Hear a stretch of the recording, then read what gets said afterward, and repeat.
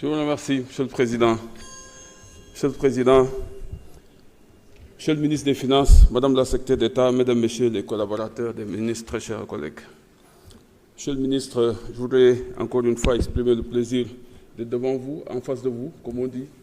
Parce que comme je dis, man li ma wax moom du deñ nit ku baax nga say compétences ak sa mën-mën loolu man dama ko découvrir dès les premiers jours te fii laa la xamee ci Assemblée nationale bi donc loolu laay réitérer encore une fois mais vous nous avez invité tout à l'heure à un exercice très sérieux et je sais que c'est le budget du Sénégal qu'on est en train de voter. Si vous avez vu, j'ai pas voté depuis le début de façon positive, je me suis abstenu, c'est parce que j'ai des réserves par rapport à ce budget. Et là, ces réserves, je pense, lors du vote bi ñuy voté fii bitu loi de finances rectificative bi concernant le rapport de la Cour des comptes lu ma metti woon wax naa ko j'avais demandé ce que j'avais demandé j'avais pas été suivi alors te loolu moo ñu dabaat te waxoon naan dinañu dabaat nañ ñu parce que tey dugal nañu 300 milliards en arriérés de paiement dans le besoin de financement et parallélisme des formes ni ñu ko dugalee nii dugale wuñ ko woon ne alors ça me donne raison sur le fait que ma waxoon ne nañu xaar alors revenir na et ces arriérés de paiement monsieur le ministre depuis 2020 depuis la loi de finances 2020 on a parlé de 353 milliards introduire 112 milliards qu'on devait payer le Covid bi ñëw ñu jël 204 milliards fay ko en arriérés de paiement 2021 ñu dugalaat ci 100 milliards aujourd'hui on a payé 500 milliards bii passé nii ci 2025 tey encore 300 milliards finalement on est à plus de 1500 milliards d'arriérés de paiement foofu fan la arriérés de paiement boobu kan lañ ko fay ak kan la tout ça pose problème ça pose réellement problème et par conséquent moi en tant que responsable parce que kii am na sànq lu mu wax sànq lu am solo nee na wax loo dul def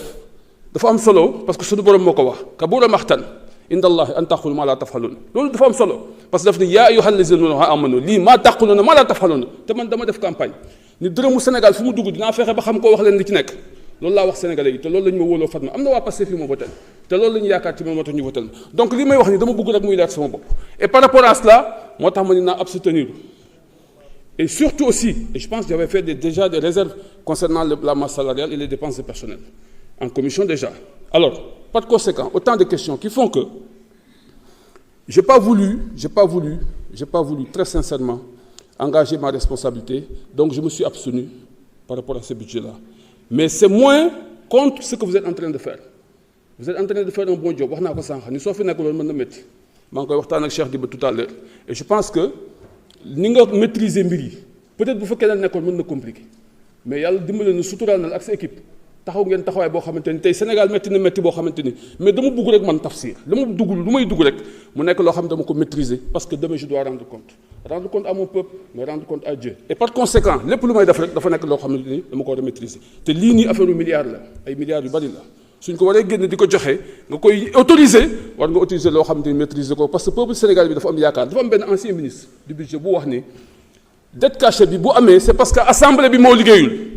ancien ministre du budget tey man tafsir bëgguma bokk ci 15e législature bi ñu wax ne liggéeyuñu woon c'est par conséquent lépp lu may dugg rek dama bëgg mu leer c'est pourquoi je me suis abstenu les questions nag dañ ko aborder waat ci benn façon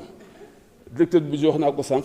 ñu gën a waxtaan en profondeur parce que loolu rek laa bëgg donc di remercier encore une fois sama gars yi monsieur le directeur sama waa bureau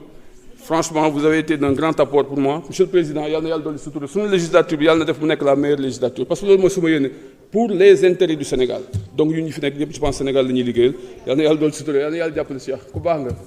jërë ngeen jëf merci. jërëjëf honorable